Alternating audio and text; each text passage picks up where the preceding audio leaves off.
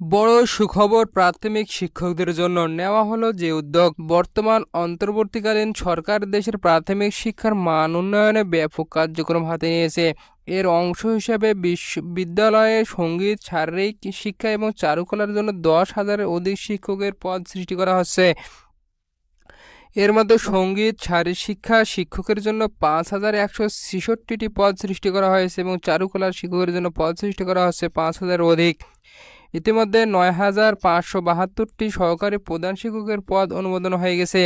সহকারী শিক্ষকদের প্রমোশন দিয়ে সহকারী প্রধান শিক্ষক করা হবে। একই সঙ্গে প্রাথমিক শিক্ষার মান উন্নয়নে বিশেষজ্ঞদের নিয়ে কনসালটেশন কমিটি করা হয়েছে, যাদের সুপারিশের ভিত্তিতে প্রাথমিক শিক্ষার মান উন্নত করা হবে।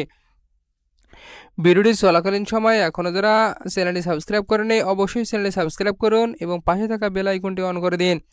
আবার সহকারী শিক্ষকদের বদলি পদ্ধতি আরও কীভাবে সহজ করা যায় সেটা নিয়েও নতুন করে চিন্তা ভাবনা করা হচ্ছে। সুতরাং প্রাথমিক শিক্ষায় অনেক সুখবর আসছে। প্রাথমিক ও গণশিক্ষা মন্ত্রণালয় সূত্র থেকে এই তথ্য জানা গেছে।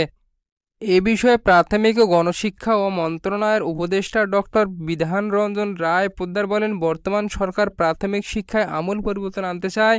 এই জন্য এদিকে যেমন নতুন নতুন পদ সৃষ্টি করা হচ্ছে, অন্যদিকে নতুন শিক্ষক নিয়োগ দেওয়া হচ্ছে। শিক্ষার মান উন্নয়নে বিশেষজ্ঞদের নিয়ে টিম করা হয়েছে।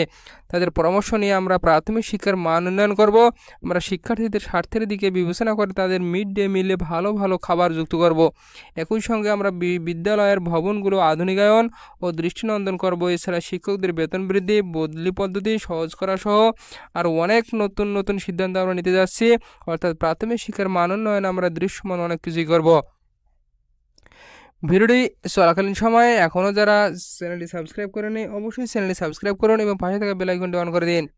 প্রাথমিক শিক্ষার মান ও সার্বিক বিষয়ে সাবেক তত্ত্বাবধায়ক সরকারের শিক্ষা উপদেষ্টা রাশেদা আক্তার চৌধুরী বলেন, বর্তমান সরকার প্রাথমিক শিক্ষার ক্ষেত্রে অনেক কার্যক্রম হাতে নিয়েছে, ভালো কথা, কিন্তু আমাদের চাওয়া থাকবে সবার আগে কিভাবে প্রাথমিক শিক্ষার মান উন্নত করা যায় সে বিষয়ে উদ্যোগ নেওয়া যেন হয়।